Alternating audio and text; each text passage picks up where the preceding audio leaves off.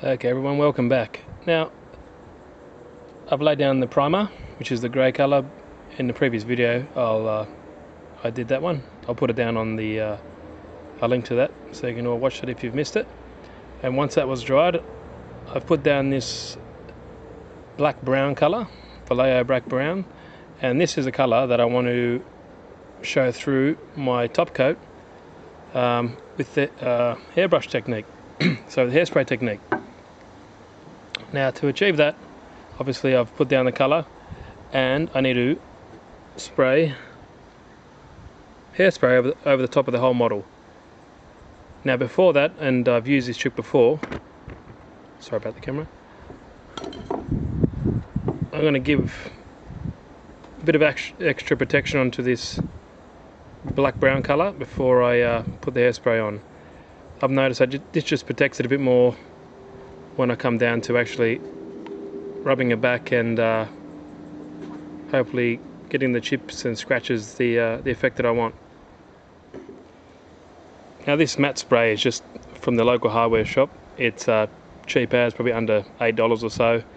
Don't be fooled into buying the Tamiya stuff or anything like that. Just buy this huge ass can. It's 400 grams, lasts forever. Just a matte spray. All you do, no real science, you just pretty much coat the entire model with it.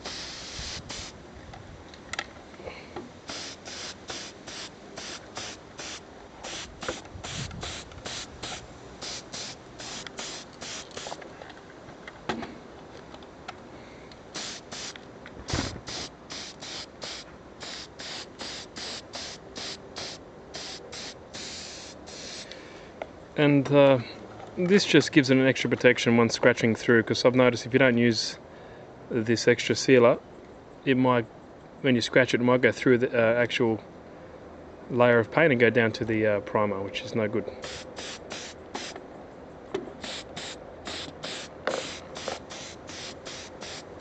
But you know, I don't really know what I'm doing, so don't take it for granted.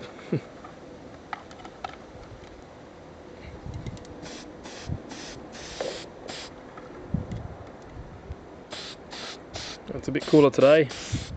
Yesterday was bloody 40 degrees, which was ridiculous.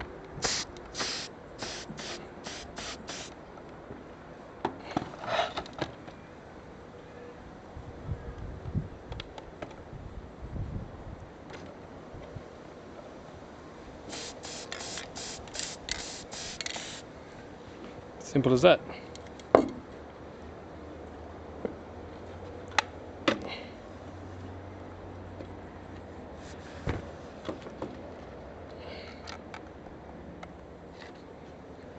When you're doing it, you just want to make sure it gets into all the little nooks and crannies.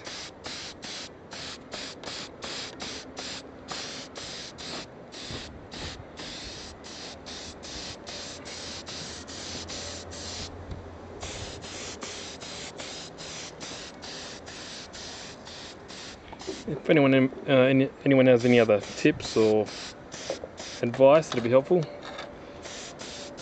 About time just going how I did it on my 1/35 scale Tamiya Panzer that I have in Panzer 4 that I have in other videos, and that turned out pretty good from this technique.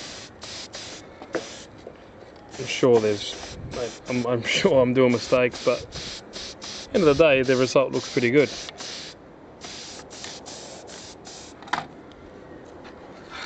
Make sure you don't touch it. I know it's quite easy to do once, otherwise you get the fingerprint marks in the model, and that's not desirable.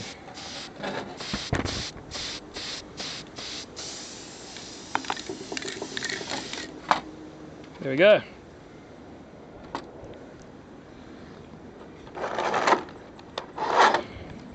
Now I'm not too worried about the lower hole, as I'm going to be just caking the hell out of these road wheels and everything with mud.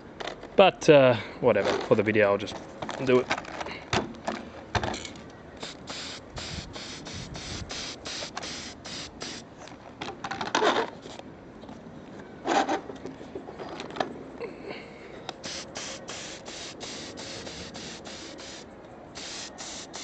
There's no real art, just, you know, get it all over the model.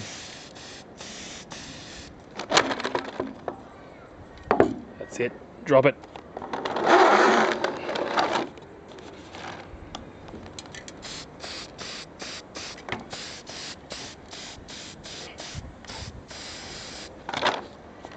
I guess if you're going to go crazy with the chipping, you can put an extra coat on there, or just be a little bit more liberal with the spray, but like I said, it's probably going to be mudded up, so care factor is pretty minimal here. Okay, so we'll let that dry, give it an hour or so, probably not even that, and we'll attack the mofo with this. Now I use this VO5, I think it's pretty fine mist hairspray, seems to do the job, so happy days. Just don't tell the wife you've used it. Okay, so I've given it enough time to dry. It's not tacky when to touch, so next step, go to town with the hairspray.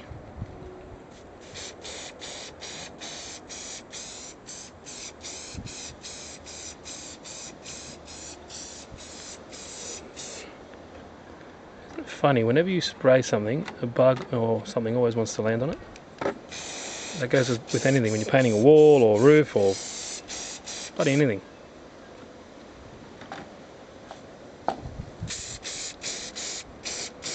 Just want to make sure you coat the whole model.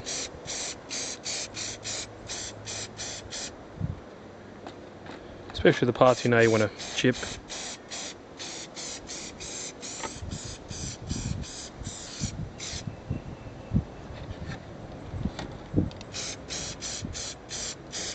Around these fenders and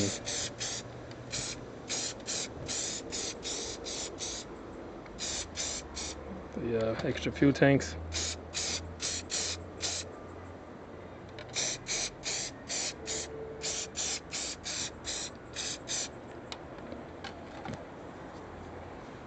Next one.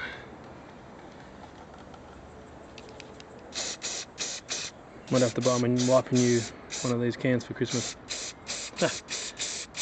Hope she doesn't watch these videos.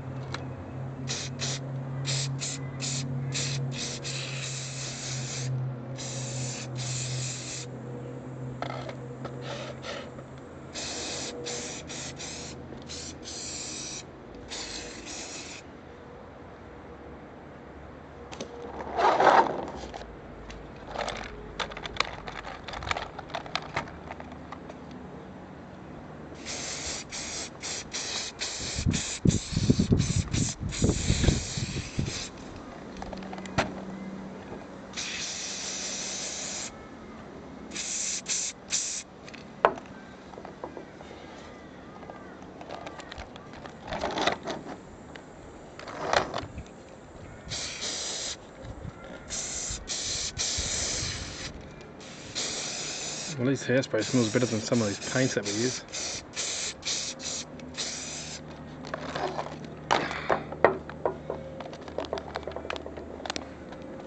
Okay, so this actual process does actually take long at all. Just making sure you get everything you want to get down.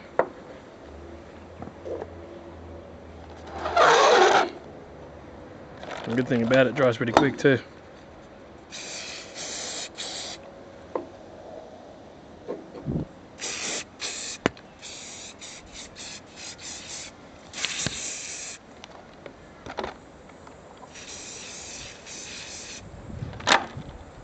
So, that's the next step, done. After this, let it dry, and then we can actually paint the top Russian green colour. Thank you. Hope you're enjoying it so far. Okay everyone, now the hairspray is dried, it's time to tackle the top coat. And for that I'm using Vallejo Air Russian Green. So let's give it a go.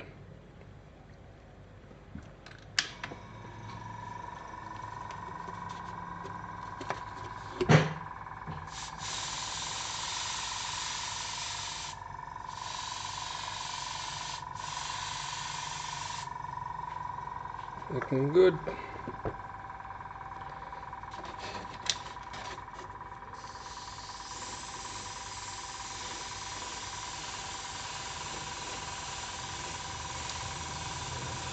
This is my first attempt at spraying a 1/16 scale with airbrush. A little bit daunting at first, but once you just follow the basics, and I think this paint from Vallejo makes it much easier as well. Kind of inspires confidence because it's just flows so easy. Don't need a mix. It just goes on great. Look at that.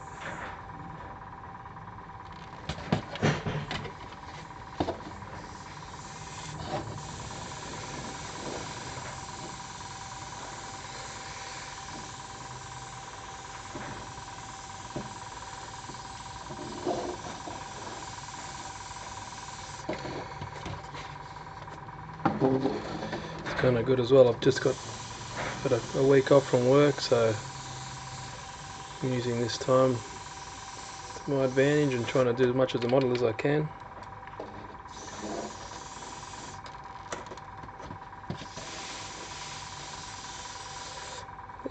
If it goes on fine, if this paint goes on decent, I might only need to do one coat.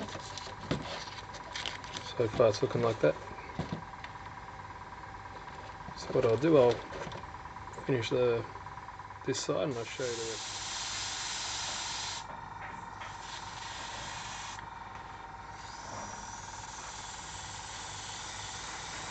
Like I said in the previous video, I'm really enjoying using the airbrush each time I use it. It just seems to be satisfying just because you've got so much control with what you're doing as opposed to a regular spray can. And I think a lot of people just get turned off and they think it's a bit too hard or out of their skill set. But really, there's not much to it. As long as you just, like I said, follow the basics, make sure the paint's fine, the gun's clean, and don't go too heavy in one coat. It's really enjoyable. I've done a bit of research. This gun is an Aztec gun. I'm not too sure about the quality. I give it to of a cousin of mine, and he wasn't using it, so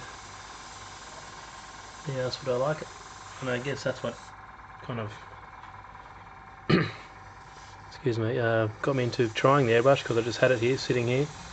Everything was here, the compressor, and so I thought, oh well, give it a go. How much damage can I do?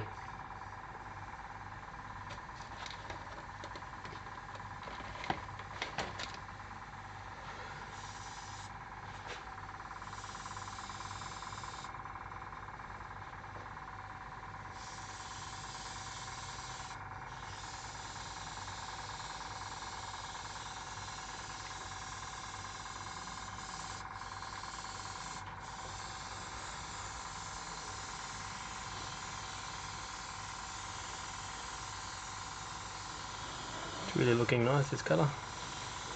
Let's see, nice as green can look, I guess.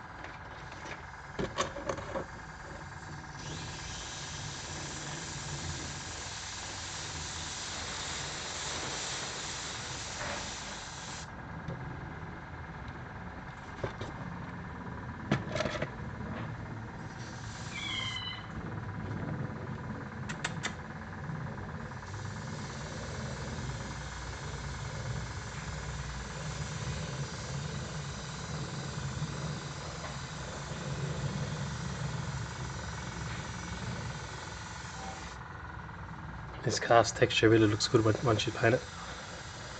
Comes through, looks really nice.